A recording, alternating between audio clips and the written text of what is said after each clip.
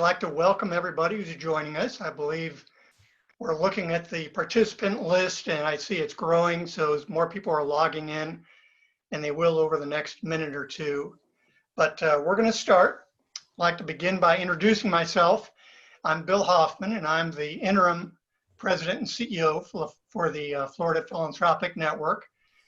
It's been my pleasure to step in and help the organization during transition and to create some new partnerships, one of which we're very pleased to be able to highlight in today's webinar. That's with the Federal Reserve Bank of Atlanta. We're very pleased to have two eminent leaders with us for a conversation this morning. Beforehand, I've got a few items that I'd like to cover. First, we are going to be taking questions during the webinar, but we're going to be taking them through the Q&A function, which you will see at the bottom bar of your Zoom webinar console. Follow the directions there, type in your questions. We will be reviewing those, consolidating, and addressing as many of them as we can during the time. And just a note as far as questions go, this session is one of those very unique sessions where we have opened it up to non-FPN members. That includes press, and that's due to the public information policy of the Federal Reserve. This session will be recorded, and the recording will be made available on the FPN website in the next day or so. We'll also be including a PDF of the presentation. We've got some slides and resources later that you're going to want to use. And we're going to be asking all the participants to complete a survey. We thank you in advance for taking the time to do that. We really want to know what you think. And just a note as a reminder, FPN is a nonpartisan membership organization. As much as we enjoy the power of engaging funders in policy conversations, we do so in a nonpartisan manner. Additionally, President Bostic, as a member of the Federal Open Market Committee, the monetary policy making board of the Federal Reserve System, he cannot comment on party policy platforms or candidate positions. So please keep that in mind. That leaves a whole lot of other topics that we'll be looking forward to your questions on. And let me give you a little background on our two primary speakers. Dr. Bostic, of course, is the President and Chief Executive Officer of the Federal Reserve Bank of Atlanta. He took office in June of 2017. As in that position, he's responsible for all the bank's activities, including monetary policy, bank supervision and regulation, and payment services. And as I mentioned before, he is a member of the Open Market Committee, which sets monetary policy for the Federal Reserve. From 2012 to 2017, Dr. Bostic was the Judith and John Bedrosian Chair in the Governance and Public Policy Enterprise at the Saul Price School of Public Policy at the University of Southern California. Prior to that, he was the Assistant Secretary for Policy Development and Research at HUD. And prior to that, he had another stint at the Federal Reserve, working for the Board of Governors, first as an economist, then a senior economist in the Monetary and Financial Studies section, where his work on the Community Reinvestment Act earned him a Special Achievement Award. The Federal Reserve Bank of Atlanta serves all of Alabama, Florida, and Georgia, and parts of Louisiana, Tennessee, and Mississippi. We also have Juan Martinez, who is the Vice President and Chief Financial Officer and Treasurer for the Knight Foundation. Juan joined the Knight Foundation in May 2002. As a member of the Knight's Executive Committee, Martinez is a partner in the development and implementation of the Foundation's strategy.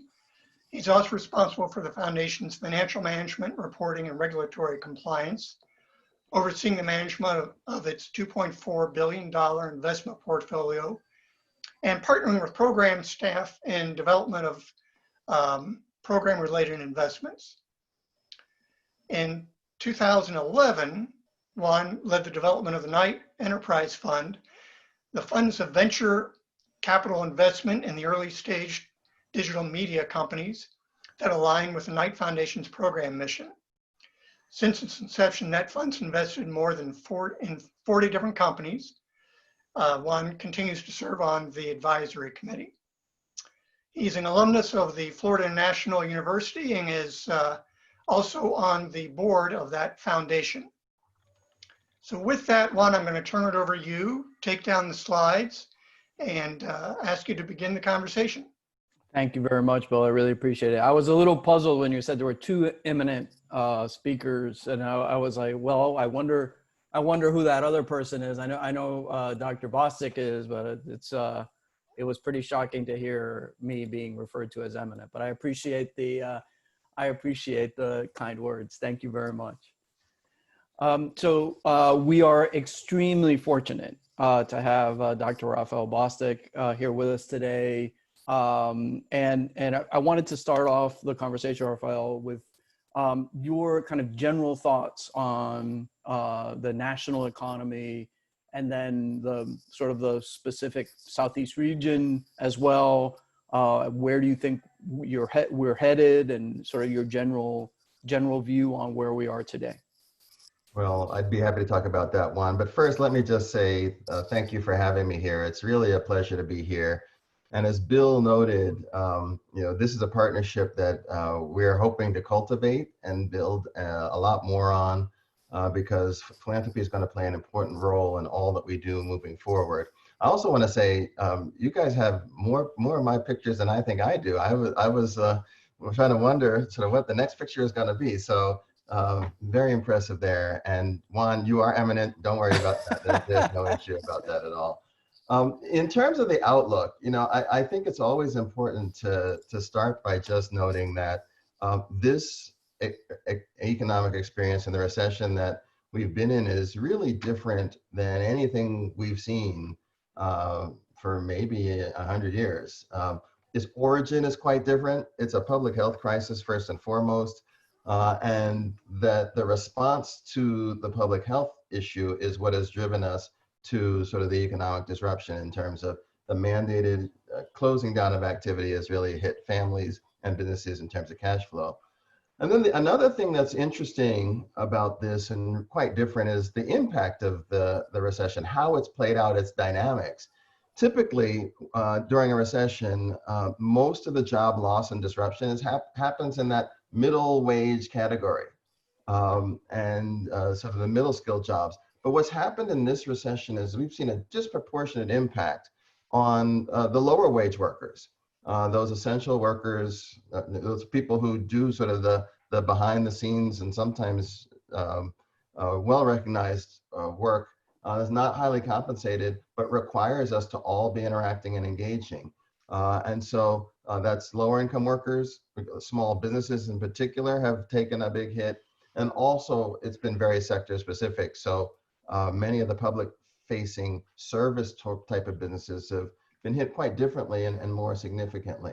Now, so that's the backdrop, and I think it's important to keep that in mind as we think about what's going forward. In terms of recovery is happening. And, I will say that, the evidence of the strong performance in May, June, and July, I think just tells us that the economy was pretty resilient going into the crisis and was positioned to do well. I will say the second half of July into August, we started to see some slowing, signs of leveling off in terms of spending, in terms of people in unemployment. We've seen leveling off of that, new jobs, and we've actually started to see some retrenchment of activity that's pretty significant. And I think there are really 2 points to draw from this arc that we've had over the last 4 or 5 months. The first is that the relief package actually did its job. So despite the fact that we had a lot of loss of jobs that was expected, spending did not fall off a cliff. The Congress responded quickly, and that support bolstered and sustained a lot of activity and kept people from having the worst of the worst. The second point, though, is that the public health crisis has not gotten fully under control. And what that's meant is that this crisis and the difficulties are lasting a lot longer than we would have expected otherwise. I really noted in my talking with business leaders, the horizon for how long this is going to last has really extended significantly in the last 2 or 3 months. And what that means is that confidence in the consumer space is not recovered to where it might be otherwise. Businesses don't really know how to plan, and it's really positioning us to be in a much more sort of jagged recovery space with a lot of bounces. New news is going to reset people's expectations, and all that points to really, first, this recovery is going to take a lot longer than I think people expected, and that recognition is now getting into people's minds in ways that are going to lead them to start thinking, well, how do I position my business? How do I do this in a way that allows me to really be sustained? And then a second point that I think is really important, and this is borne out in some surveys that we've been doing at the Fed, is that this recovery is going to be extremely uneven in its pace. There are going to be some places that are going to, where recovery is going to happen in a much, much longer horizon. As I said, we did a survey of lower income communities, and about half of them expected it's going to be more than a year before they start to get close to their pre-COVID levels. And what that means is that I think we all need to be cautious about declaring victory too soon when we see some places doing well, because that's not the whole story that we're going to see. Now, in terms of what I'm watching, very quickly, three things. First and foremost, how are we doing with the virus? How is that virus progressing? Because if the public health issue doesn't get handled, all the other stuff is going to still have clouds over it. The second, how are families doing? With the end of the relief package, there's a likelihood that we're going to start seeing distress pretty significantly. So I'm paying attention to how is spending doing, consumer spending, and what's happening in terms of housing. So are we seeing foreclosures and evictions? Those would all be signs that significant distress is present. And then the third thing I'm looking at is really how are some of the sectors and business that have performed the strongest doing. So we know that there's been a bolstering of home improvement. I've done more projects in my house. I'm becoming recognized at Home Depot. But as the relief is not there anymore, will families still be able to do that? And if not, that will be another sign that the economy might be going through a hiccup.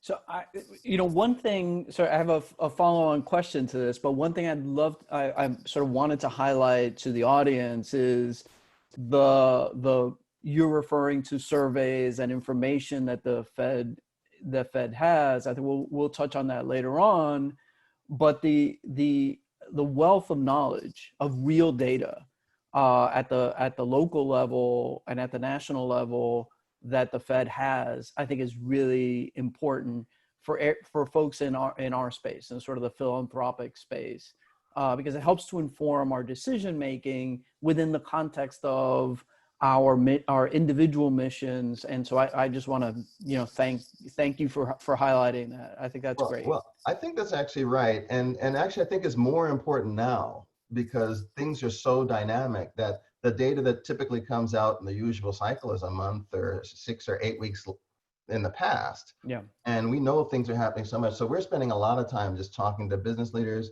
to community folks, and to elected officials to really make sure our finger is on the pulse of what's happening today, and so that we can inform people appropriately.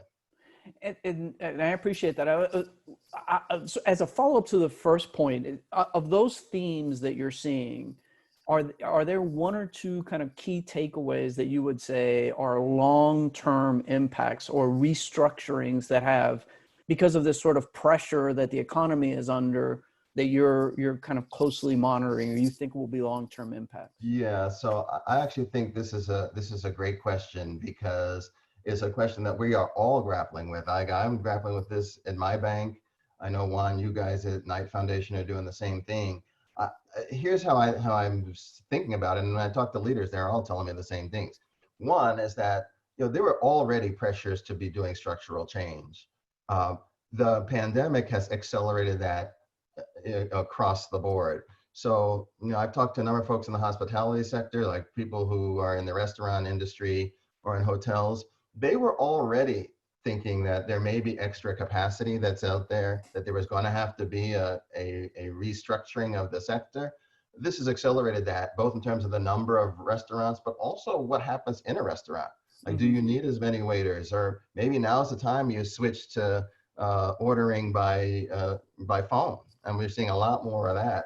And that has real implications for what's going to happen. And, a second thing, which is along the same lines, in manufacturing. So I've talked to a number of leaders who said, I've been thinking about automating some of my processes, but I wasn't feeling that urgency. But now they're like, maybe this is the right time to do it. And then we're seeing more and more. And for those businesses that do, they're telling me that their workforce may be reduced by 20 or 30%. So this has real significant implications. Another thing that we're all grappling with is space. Like, how do we think about space and the need for it? I know at our bank, I've been surprised at how effective we've been and how quickly we pivoted to being able to be in a remote posture and move forward. So all of these things are these longer term trends. I think we're seeing a fundamental transformation about how work gets done and how people interact. And what this means, I think, is that we have to think about what's the skill of our workforce, because in very short order, a lot of the skills that we've been relying upon are going to be needed at very different levels. And so for the people who are on the outside, we're going to have to find ways to get them reskilled. And for me, I think it's getting us to think about how do we give people skills in the first place. Now, I got to say, the Fed has been thinking about this for a long time. My bank has been on this as well. At the Fed level, we have something called an Opportunity Occupations Monitor. And I would encourage you to, all of you, to go to our website. That's at the county level, and it tells in each county what jobs are out there that pay a living wage, a good wage, that don't require a 4-year degree, right? And those are things that today are available for people to get reskilled in. We also have a Center for Workforce and Economic Opportunity that is looking at practices and policies that are out there that are seeming to be effective in getting workers into skills and to good jobs. And I'm really excited about an announcement we had about a week and a half ago around the Rework America Alliance. I try not to do acronyms, but I may do RAA on this one because I struggle with Rework. It's a partnership that we're doing with the Markle Foundation and a number of others to really try to develop best practices for retraining and workforce development that incorporate a local context. So we will be going into local communities and working with local organizations to figure out the best way to deliver a retraining so that people can get those skills. I actually think this is, from a labor and production perspective, this is going to be the issue of our time for the foreseeable future. And I think the pandemic has just accelerated the urgency here. It's something that we really can't afford to ignore. Yeah, I mean, the one of the heightened, your point of people changing their the way that we've delivered work, the way that work gets done, kind of highlights this need for increased flexibility, and technology certainly optimizes for flexibility, right? As a skill set. No, that's exactly right. We call it in our bank, we're trying to be more agile and more adaptable so that we can just flip into whatever solution makes the most sense and whatever configuration makes the most sense. It's not something that central bankers are really used to doing, but we're pushing along, and I think we've done pretty well. Now, I gotta say, one of the things I really enjoy about doing these sorts of events is usually I get to talk to folks and hear a little bit about what they're thinking about what's happening at the local level. Since I can't be there in person to canvass the room, Juan, you're gonna have to be my focal point here. So what are you seeing in Florida about the economy, and what are some of the issues that you think I should be thinking about, aware of, and think about our policies and things that we might do? I appreciate that. I think one of the kind of truly interesting things about an organization like FPN, see, I'm using acronyms too. Oh, you're good. That's good. I try my best. Is the fact that it is, while we're all in the same sector, we are very, to a great extent, geographically focused. So even a city, an MSA, a county, and Florida, it has an incredible amount of diversity from highly agricultural, rural communities in the center of the state, for example, to more kind of technologically manufacturing driven service, large service economies. And then, tourism plays a significant role in our economy. So I think all of the trends that you mentioned resonate significantly with the state of Florida.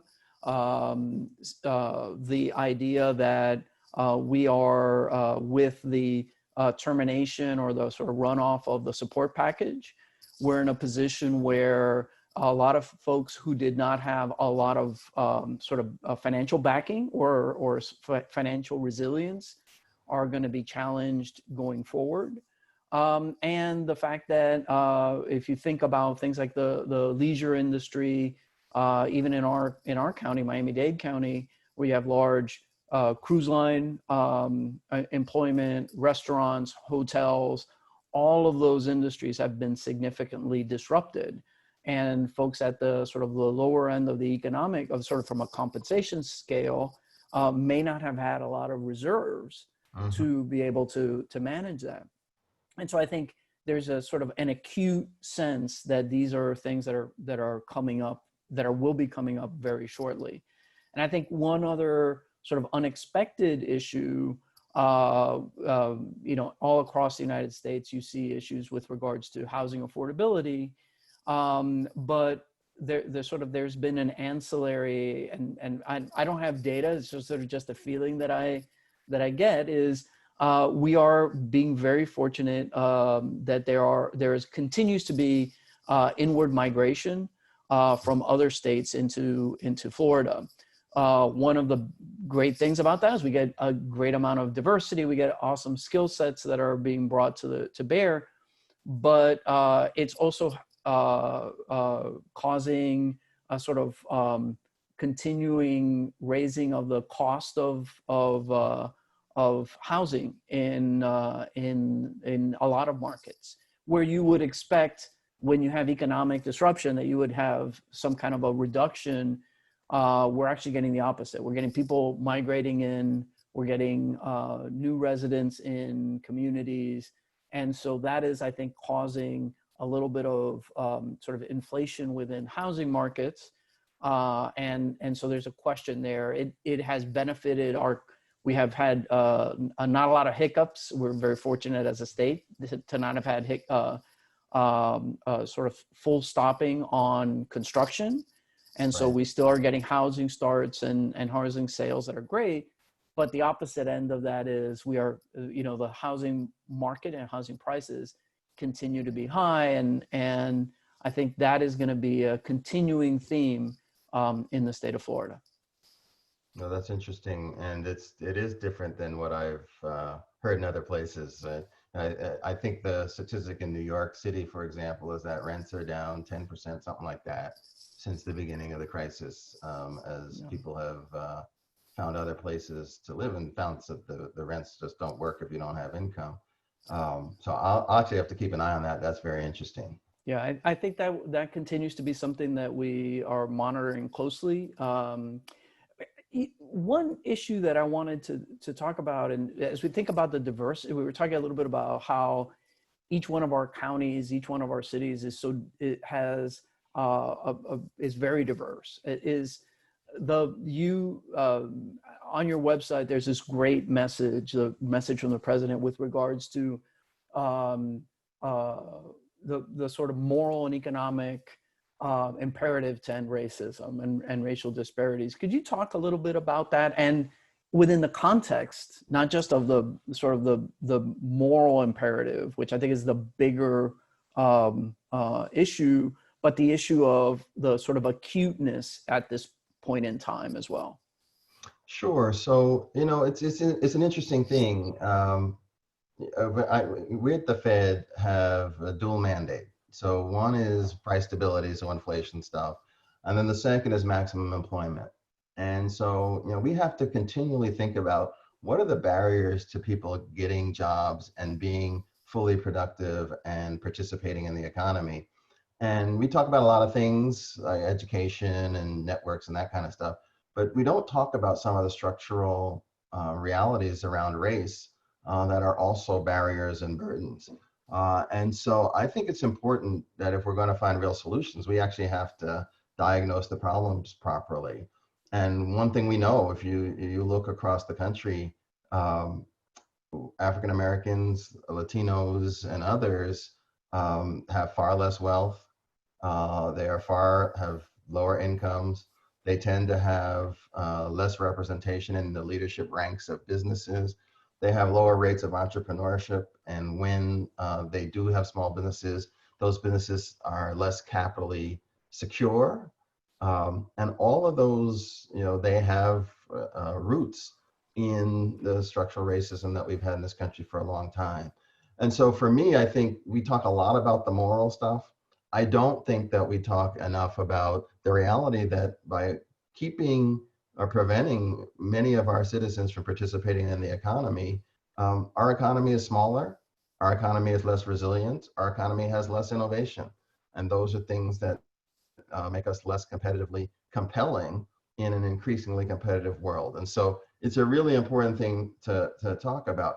Now, it's actually even more important now because if you look at where the virus is hitting and how it's hitting ethnic minority neighborhoods, Black neighborhoods in particular, but in Atlanta, for example, Latino populations have been the second wave of infections and deaths. It's hitting lower income families, as I mentioned before. And so the gaps are getting worse. They're widening in a significant way, which means addressing it is even more urgent. And so, so I think the time now is one that we actually can't afford to not be talking about this and thinking about ways to make some progress and improvement. I appreciate that. I think, one of the things I thought that was so interesting about the sort of the message that you published is the economic conversation or the economic argument that is sometimes ignored, right? The idea of economy being, or economics being the allocation of resources to its best and full use, right? And so, but if you're taking a significant segment of that population, the sort of the opportunity set, to think about it from an investment perspective, and you're reducing that, you in effect are reducing the potential outperformance of the economy, the potential growth of the economy. And so it, just from an economic perspective, if for no other reason, the argument is so relevant at this point, especially. So that's right, because I think oftentimes we think only about the distribution of the pie, but it actually has implications for the size of the pie too.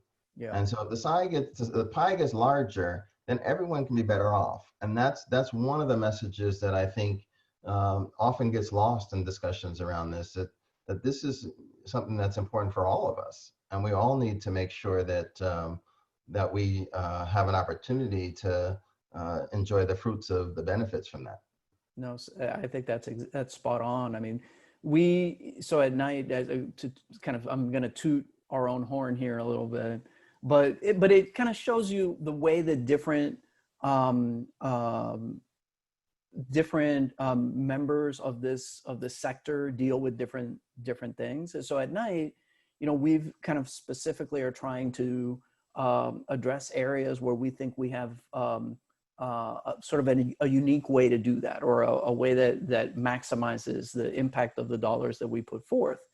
And so on the program side, there are some significant initiatives that we do. So for example, in Miami, where we're working on supporting entrepreneurship and trying to make entrepreneurship more inclusive by supporting different initiatives and different players who create networks, who try to bridge capital, always from the point of view of not being top down, but really trying to serve the community from a bottom up perspective.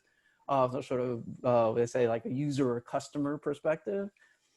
In other areas, we are looking at space and public. We're doing this actually across all our communities. We're looking at public spaces and how do you make public spaces more inclusive? Because we know that that attracts people to a community, helps to energize communities. And in an area of COVID, public spaces are an amenity, a resource that needs to be available to the entire community. But we've also done, I'm sorry, go ahead, Dr. Bostic. No, I was going to say the public space thing is really interesting. When I was a professor at USC, just before I started this job, I was a co-sponsor for a conference on space, on public spaces, and how seemingly benign choices of how you lay out space and what you put in it sends real signals about whether certain people from certain backgrounds are welcome or will feel free to express themselves. And it's really interesting. I didn't really appreciate it as much as until that conference.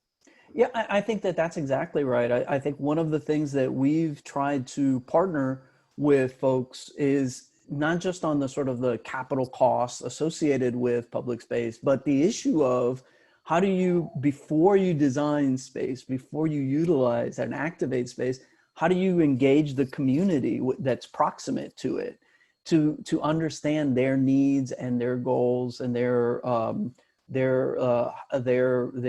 barriers as well to using that space. And I think one of the other things that we've done, because you talk about this idea of wealth creation, especially wealth creation for people of color and different genders. You know, we've been looking at the issue of sort of overlap with the bank. We've been looking around about diversity within the investment sector, the asset management sector. You know, $60+ trillion US based industry where, you know, only about 1% of those assets, 1% of those assets are managed by firms that are owned by people of color or women or women. And I think that's an amazing statistic, but it also builds to this idea of, okay, what are the precedents? What are the precedents and sort of the structural issues, whether informal or formal, that create circumstances where those communities that could build that wealth and then re-inject it into those communities are excluded from that sort of economic benefit. That's a huge issue. But also we think there's a lot of evidence around performance, right? Performance of investments that's being underutilized. And so as an investor, I look at it and I'm like, there are economic opportunities for growth, for growing the asset pie that we're missing because we're not fully engaging those kind of excellent resources that are available to us. No, this is right. And this speaks to sort of a broader issue about sort of institutions and their rules of thumb, their notions of where value can be found, and their notions of what opportunity looks like. And it's one of the reasons why it's really important that diversity be understood and embraced, because different perspectives will give you different views of is something actually potentially powerful and growing. You know, we're actually going to host a conference with Princeton in the academic setting about racial justice and finance in a couple of weeks. And one of the big issues there is that the institutions of finance have not been benign. And so we need people to really start to think about it that way and really try to rethink. So I think that this is a really important thing. I think it's an important place for philanthropy to sort of weigh in and say, look, there are other ways that we might approach this. And philanthropic dollars are, you know, there's no risk dollars really. And we can really provide an opportunity for some good experiments to prove the case so that then we can get those things to scale. I couldn't agree with you more. I mean, I think I also, you know, one of the things that we've been trying to do is to think not only of the sort of the philanthropic investment, the grants and kind of the traditional views, but the way that we use managers. So, you know, I think we kind of very often not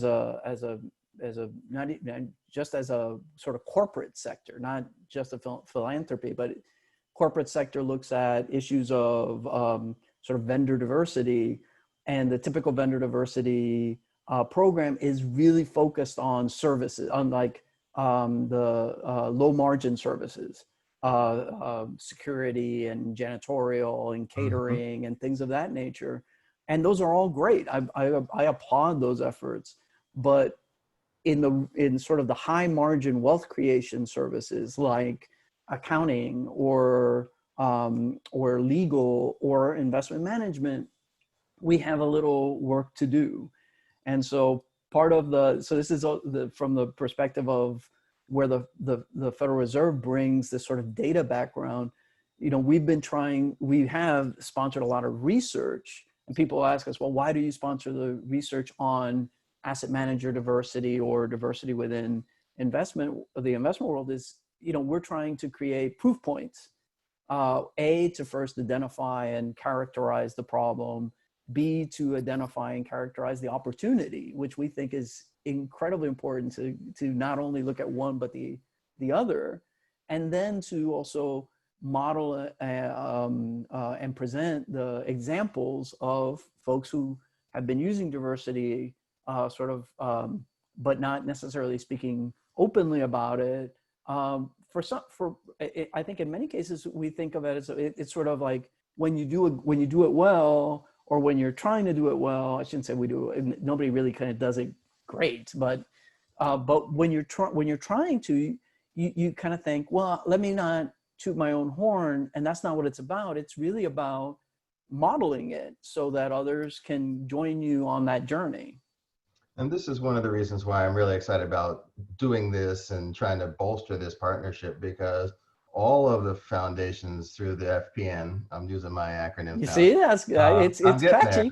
It's catchy. But it is a way for us to find out sort of what's known, what issues are being focused on, and what the proofs of case are.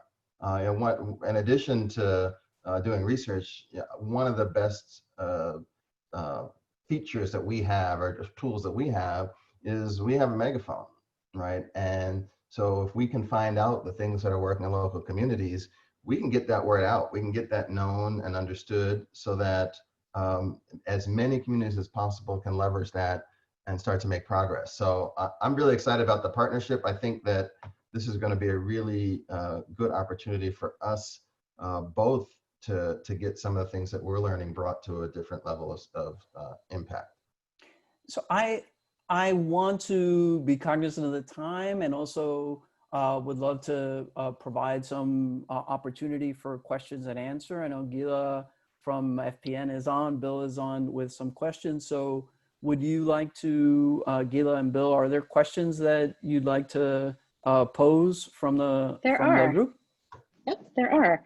So the first question is, how does the Federal Reserve take into account the impacts policies have relative to the third sector? And meaning both what we give to address problems, but also how those policies would impact the sector directly. So that's an interesting question. You know, there are a couple of schools of thought on this. So one is that you know, the Fed is a broad, blunt tool in terms of the monetary policy, and so we're trying to create a foundation so that all organizations can grow and thrive. And you know, for the third sector, you know, there is this idea that if businesses are strong, if communities are strong, then they'll be strong as well. A second thing, though, I think that's important is that you know, we are trying to also be a voice of different perspectives and different notions of what a performing economy is. And one of the things that's been so interesting in this pandemic is that you see tremendous variation across sectors in terms of where the pressures are, what they look like, and what success is going to look like. And we're really trying to work hard to give voice to that I think Karen's going to talk a little bit about this at the end, but one of the things that we do hope that everybody understands is that, we are the central bank for the whole country, for everyone. And we are trying as much as possible to understand what's happening so that we can calibrate our policies to be as effective as possible. Perfect. So another question we have, the Florida Chamber Foundation has launched an ambitious effort to eliminate poverty in Florida by 2030. They perceive that poverty is costly for everyone and damaging for the overall economy. Is the Fed aware of this, and how, if at all, are you involved in assisting in those efforts? Well, we are working very hard with the Chamber on this. And I have to say, we have been diving pretty deeply into issues around how our support systems for people in poverty are not really as very helpful in helping those people transition to self-sufficiency and growth. And I call it the fiscal cliff, but we've renamed it as something that's a little more accessible, called advancing careers. And the idea here is that in many of our support systems, if people try to advance themselves in a career, they lose more in support than they would get from an extra dollar of working. And that's a tremendous disincentive. And so we are really trying as much as possible to get people, policymakers, aware of this. I think we've been very successful thus far. And as in our course of that conversation, we've just hired some people in Florida who are working with us. And so we are really having deep conversations with the Chamber about how we bring all of our different interests together to really make an advance that changes policy. And the policy needs to change at the state level, but also at the county level, which is part of the reason that makes this more complex, right? You got to hit so many different players to have a coherent policy that touches people at a local level. But this is something that we're really committed to. And I have to say, we are in a strategic planning process right now where two of our pillars have really played out quite well. One is the agility pillar, which has made it easier for us to transition to the remote posture and do things like this relatively seamlessly. But the second is to increase economic mobility and resilience. And that brought us much more heavily and deeply into discussions around things like fiscal cliffs, around the burdens of poverty on families, but also communities, and it really positioned us well as an entire bank as opposed to just a unit or two in the bank, to really try to be partners with communities across the 6th district to do better. So we're there. We're going to continue to engage. This is a really important thing, and particularly in this pandemic period. Haley, can I ask a follow-up to Raphael Sure. about that? Sure. So in this conversation, one of the things that we find important at Knight Foundation specifically is data and understand, kind of asking the right question, or asking a question that is sort of coherent and testable, and then tracking how you do against that. And so the question I would ask is, considering the Fed's sort of immense data gathering capability, are you engaged in that process as well, in providing sort of the metrics and the real-time metrics to policymakers and the folks who are engaged in the Chamber as they're engaged in this? So we do this across the whole district, and one of the reasons why I'm doing a lot of these, and I actually do more of these now, and the Zoom has made things a lot easier to do this, is to let people know that we're available to provide that service. I've been struck by how many people, and as I go around, said, I didn't know the Fed had researchers who thought about local economic development and performance, and how should we assess efforts and initiatives by banking institutions or CDFIs or the like to try to make change. And we're out there. One of the things I do say, though, is we don't impose ourselves on communities, right? We want communities to signal that they want to work with us, and then we'll do what we can to be a partner. But we're trying to get the word out so that if there are folks that have questions, and they want help in terms of how to think about what a metric might look like, or what type of experiment they might want to design or pilot. These are things that we definitely are open to being in the conversation and as helpful as possible. Well, thank you. That's very helpful. Keely, do we have, I want to be kind of responsive and acknowledge the time. Maybe we have one final question for Raphael, and then we could transition to Karen. Sure. So one more question. You mentioned that foundations can do demonstration projects to prove concepts to policymakers. Do you think foundations should shift their resources in this direction of more demonstrative projects?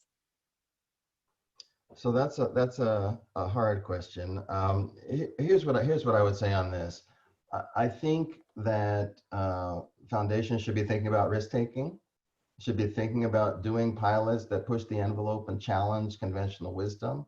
And sometimes that means that they need to be the primary funder of an effort. Sometimes it means that they need to support those who are doing interesting things that might be of value there. But I also think that, with Juan and I, we've talked a lot about data and information. Just describing what's happening on the ground and creating a unified and coherent understanding that is broadly held about what the realities are can be incredibly valuable. And one thing I have seen in all this discussion about racial justice and racial equity, there are lots of things that have been going on in this country that people are not aware of. And so finding ways to bring those realities to light so that we are all actually talking about the right thing and focusing on the right solution, I think is critical. So I don't think there's a one size fits all. I don't think there's a one approach that is going to be the right one, but that's going to be important. And one other thing I would say is that, and Juan, you talked about this a little bit in terms of funding. I think there's value in the whole philanthropic sector, thinking about who are they funding, where are those voices coming from, and are there parts of communities that are not getting as much support or attention as they might otherwise. I've been struck when I was a professor, I had to go get grants and things. And I started looking at who foundations were funding and what did they look like? Where did their staffs come from? What kind of ideas and voices were participating? And it was less diverse than I would have hoped. And so I think that is another area that there's, I think, real value in doing some exploration. We in the bank, we are thinking a lot about our own policies and practices and how they might contribute to a lack of economic mobility and resilience. So we're reviewing all of our HR policies and all those sorts of things in terms of career development, just to make sure that we understand what's going on. I think that's something we all need to do to make sure that we understand all the ways that we can be part of the solution and just be very aware of how we are engaging with all that are around us. I think that's such an important message, Raphael. I think we need to be thinking creatively about opportunities. Knight for many years has been using things like open calls, contests basically, but not really contests, but the sort of open calls where we try to engage sort of folks who aren't typically within the grant making sphere. We do some expenditure responsibility grants, a sort of inside baseball term, but other things. And we work with our local community foundations. In order to be able to expand the area, the sort of the number of voices, the number of people sitting at the table, we think is incredibly important. And then we think about the issues of sort of vendor diversity, right? How does vendor diversity play out? How do we engage the community in different ways? Because, and our own staffing, right? Is our staffing diverse? One of the great opportunities or blessings of my career, my life has been to work in an organization that is so incredibly diverse from a leadership perspective, a staffing perspective. And if you were to look at Knight's sort of trustees, the level of diversity there is just amazing. You know, you're mentioning you're going to be working with Princeton. John Rogers, who runs Ariel Capital out of Chicago, we had the great fortune of having, or I had the great fortune of having him as a board member for years. And his impact, his insight, we have Stephanie Bell Rose, we have Frank Borges, we have just wonderful people who have a different life experience and then bring that to bear along with their incredible intellect and their passion. And I think all of those things just enrich the conversation and the organization incredibly. So Gila, I wanted to first thank Raphael for joining us. It's been fantastic. I wanted to open for Karen Leon Denai, who's a vice president at the Fed. She has a presentation on some materials and the resources in the Fed. So I wanted to open the floor for Karen. Thank you, Karen. Thank you, Rafa. I really, really appreciate it. Thank you. Pleasure, Juan. Karen, the floor is yours. Hey, Juan and Raphael, thank you so much. If you bear with me for just a moment, I am going to pull up my screen now and share that, which I believe you should be able to see now. Is that correct? Yep, I've got it. Okay. Yeah, you're good. Okay, thank you so much. So to Bill and Juan and Gila, thank you so much for having us here today. It's been a real pleasure. What I'm going to do now is actually do a speed round. Raphael talked about so many of the different ways that we're here to help support the work that you're doing to foster an inclusive economic recovery from the pandemic and broadly inclusive economic development in Florida. And so I'm going to give you a lot of teasers, and I'm going to close it with how you can reach out to us and let us know ways that we can help. But let me just give you a little bit of perspective on what I do and what my colleagues in this program do.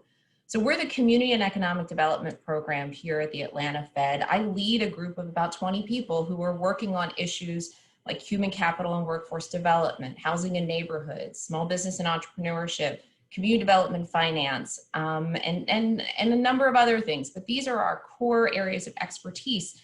And what we've really invested in is pulling together a group of people who can help make sure that the data is available to individuals like yourselves in the Southeast who are working to solve the different challenges and opportunities in your communities. So I'm going to show you some of those data tools that help do that. The second thing, though, that we do is we look at that data and we ask ourselves questions about how can we help communities actually use it? How do they think about policies, programs, investments? So we do a lot of writing where we look at case studies, where we examine outcomes. So I'm going to tell you a little bit about that. And then I'm going to close by saying one of the other roles that we are able to play is as a connector and a convener of cross-sector conversations. So that philanthropy, nonprofits, the private sector, government, both local, state, and federal, can come to a table and talk about solutions together, because we're not dealing with simple challenges. We're dealing with complexity, and the answers tend to require a lot of different partners. So on to my speed round here as I watch my clock. So you may be thinking to yourself, I want to know how many people are applying for unemployment insurance and who are they? This is top of mind for everyone right now as we're faced with such a challenging economic condition. One of the things that we can offer is the Unemployment Claims Monitor. This is an online tool that puts this data updated on a weekly basis in your hands to understand what's happening in Florida. So as of the week of August 22nd, 45,000 people had submitted unemployment insurance claims in Florida. And this is 27,000 less than the last week. But in 2019, this same time in 2019, there were only 6,000 individuals who were submitting for unemployment insurance claims. This is the kind of context that can help you understand what's happening in your community. In addition to just understanding the raw numbers, we understand who is being affected by unemployment right now. So for example, one of the things we know in Florida is that it's really people under the age of 34 who are disproportionately seeking unemployment claims right now. I will be sharing these slides afterwards, and you will also see that in each of them has a link directly to the tool that I'm referencing. So let's ask another question. Say I want to know what occupations lead to real economic mobility for families. Raphael mentioned this, and I'll just do a brief highlight on it. We host the Opportunity Occupations Monitor. The question that we're trying to get at is that while college is not, four-year college is not for everyone, there are opportunities out there. There are occupations for which an individual can have a living wage, can have a sustaining wage for themselves and their family, and you just need to know what they are. The Opportunity Occupations Monitor is intended to help workforce development programs think about how they do counseling for individuals looking to change their career pathway. So you might then ask, how do I understand how the safety net programs and job training have to work together to reach economic security? Raphael also talked a little bit about this. This is our Advancing Careers work. And I want to point out something he had said during his talk, and point out these two graphs that I have on the screen. I don't want you to look at them really closely. I just want you to understand the complexity that individuals face, especially people who are currently living in poverty, as they try to navigate their way through the training that they'll need and the social safety nets that they have. If you look on the top, this is an individual who would expect their income to grow over time as they either become a certified nursing assistant or an LPN and move out of a low-wage job.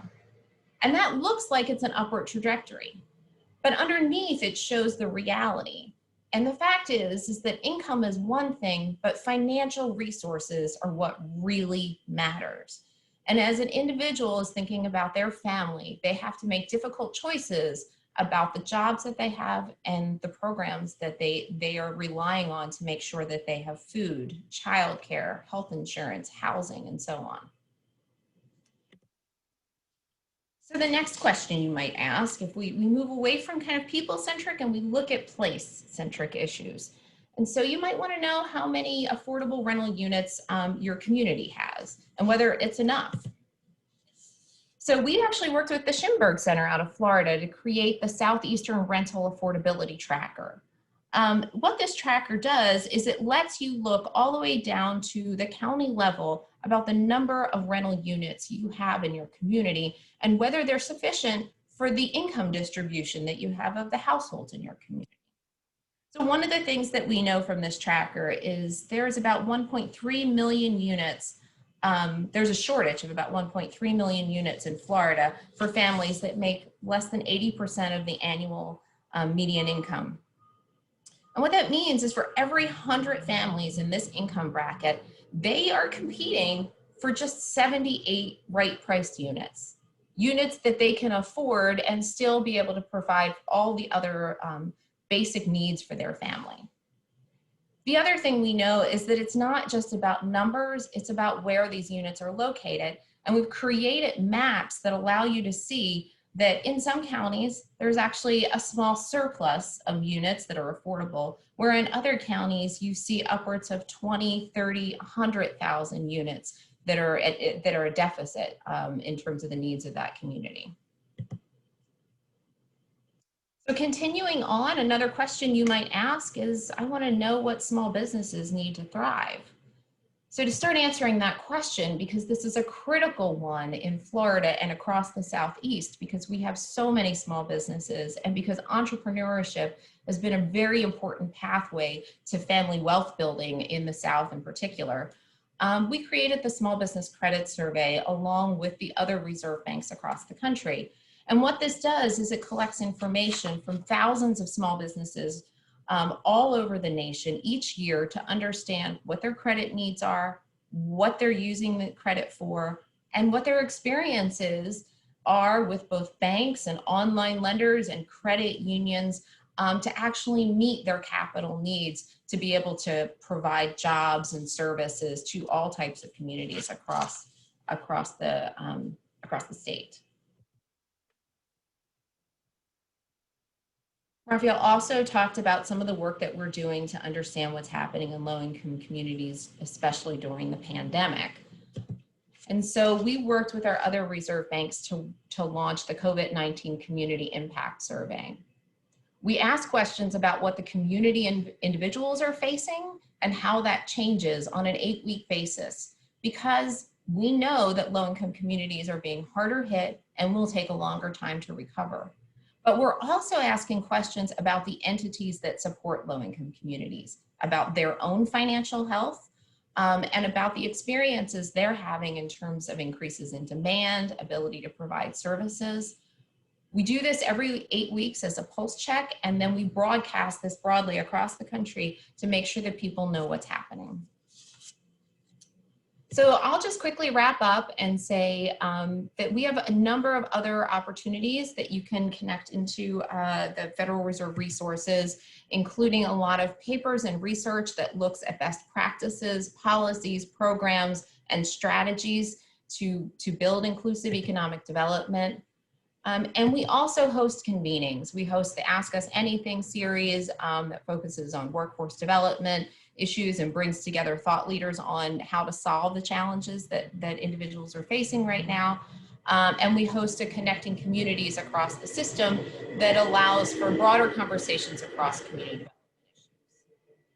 So with that, I just want to say thank you so much for your time. It was really a pleasure to be able to be here and to be able to work with FPN. I'm also using the acronyms now.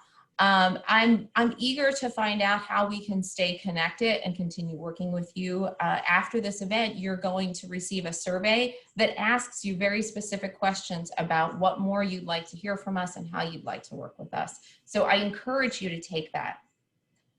With that, I'm going to turn this back to Bill to say thank you so much for your time. Thanks, Karen. And you saw a lot of information there. There is much more.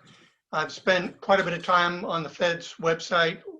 Great research, great data. We had a couple questions about are some of these pieces of information available? Absolutely, they are on the website. The follow-up email, as Karen mentioned, is going to have all of the links that she shared and some more information. I'm sorry we didn't get to all the questions, but we've collected what questions we did not answer, and we're going to do our best to follow up and individually answer those after the fact as part of our follow-up to this. As all of the panelists have mentioned, this is the beginning of a partnership. We're really curious about all of the attendees' thoughts on that. That's going to be in the survey, and we're thinking through what it's going to look like going forward. We're really excited about the possibilities.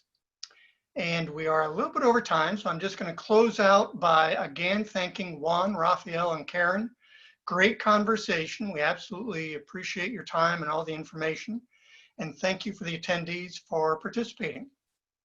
Have a great rest of the day and rest of the week.